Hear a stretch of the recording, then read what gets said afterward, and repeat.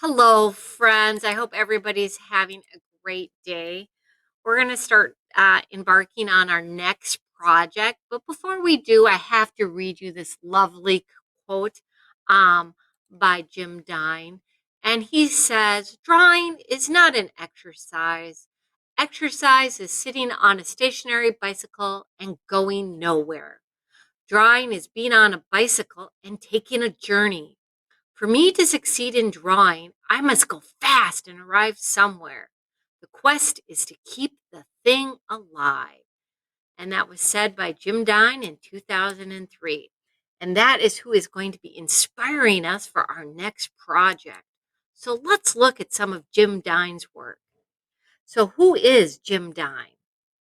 Well, Jim Dine is a pop artist and he is still currently living. He is 83 years old.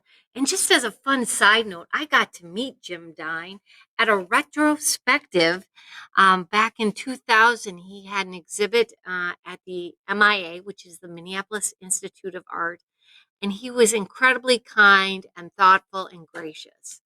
Well, one of the reasons I love his work so much, and here's another little fun side story, and then I'll get busy, is that we I go to church across the street from the Walker Arts Center in Minneapolis. And after church one day, my mom said, "We're going to walk over to the Walker and see this new show, and I think you're really going to like it." And we went over, and I just couldn't believe it. It was these everyday objects blown up really large and these heart series, and I fell in love with it. So when I was 7 years old, I really appreciated and loved Jim Dine's work. So you'll see here in these pieces, these are everyday objects, and they almost feel like they have a personality all their own. And it's like they're portraits, intimate portraits of tools. And that is going to be kind of our guide and our inspiration for this next project. Continue on. So there's Jim Dine. So we're looking here at a breadth of work that he has done. You can see we've got these lovely hearts, we've got these images of tools, and we see these robes, and we see these owls, and he did this Pinocchio series. And then we see the heart, and we see the skull. When we look at his work, we see that he uses both bright, vivid colors and really contrasting dark uh, and white values in his tool drawings and in his skeleton drawings down below. And what I think it's so interesting looking at this variety of work is that we're seeing the artwork of a lifetime of different things evolving from one thing to another. So here is another portrait of his tools. And these are larger than life. These are very big drawings. And I think that's what gives them such personality and such character and interesting things that are happening when we're looking at his tool drawings. And this next one almost feels like a little family of paintbrushes.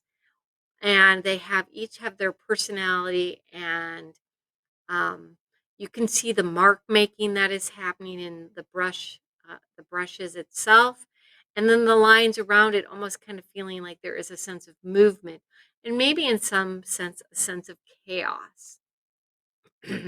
So now we're going to look at an artist. There we go. That works so much better.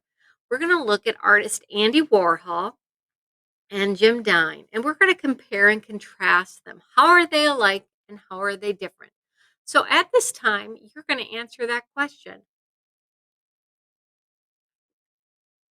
Okay, good job answering that question. So what I noticed right away about how they are alike is that they are pop culture images.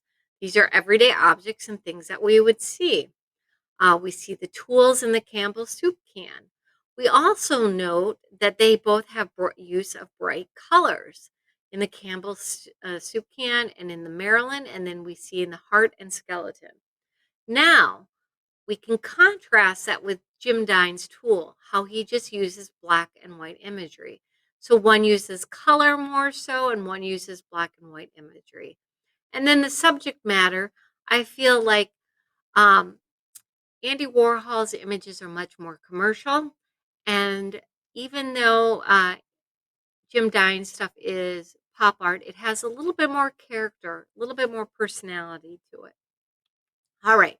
So, what your assignment is going to be at home today is you are going to do a quick drawing of 5 tools using graphite.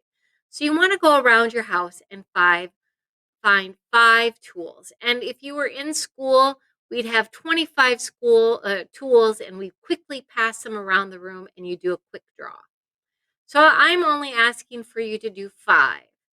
Then you're going to take the oil pastels that I gave you in your packet, and you're just going to take 1 or 2 and practice with the oil pastels, and you will turn that in for an assignment for today. But let's go on and let's look at the overall assignment since I still have you here. So your final assignment will be to draw one choice, whatever it is, it's your choice, in a large scale format. The final drawing will be created with oil pastels. The colors you select will be contrasting. Here are learning targets. I can compare and analyze pop art from history. I know and understand the influence of pop art, artist Jim Dine. I will create an original oil pastel drawing inspired by artist Jim Dine, pop art. I will create a composition of my choice and use the elements and principles to solve specific visual art problems. I know how to use oil pastel techniques and process with sufficient skill, confidence, and sensitivity that my intentions are carried out in my artwork. I can integrate subtle shading and line that disappears and reappears to create implied line and implied forms. I can revise my artwork based on feedback and reflect on my artwork, and I know how to respect the materials in art.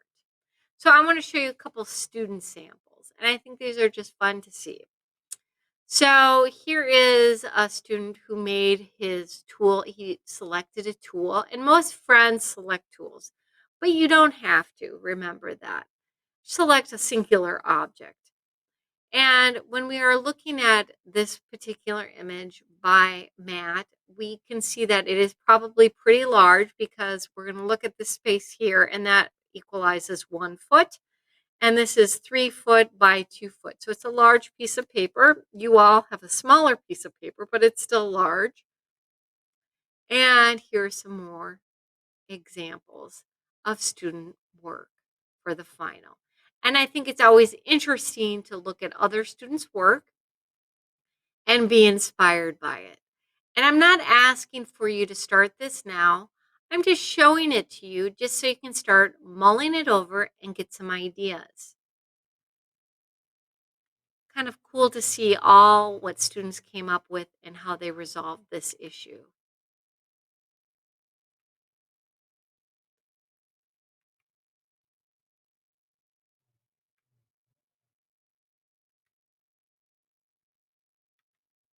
I love this one. It almost feels like there's glowing eyes at you.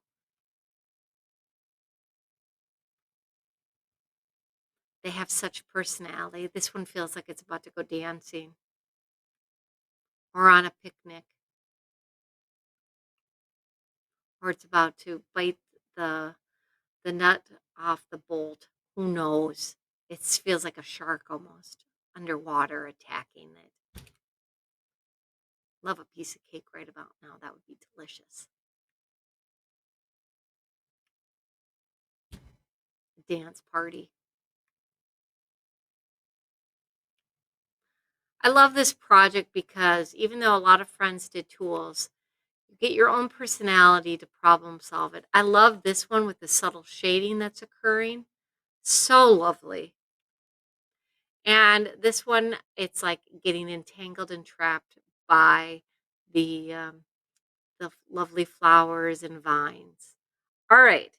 So for today, your assignment is to draw 5 tools. So we're going to jump up back here. Making you nervous. Sorry, friends. I just want to review what you are doing today. Your assignment is to draw 5 tools on using graphite. Then you're going to select 1 or 2 and practice with oil pastels, and you will send me a photo of your results. All right, my friends, have a great day and make good choices. And remember, kindness matters in this very big world. Bye now.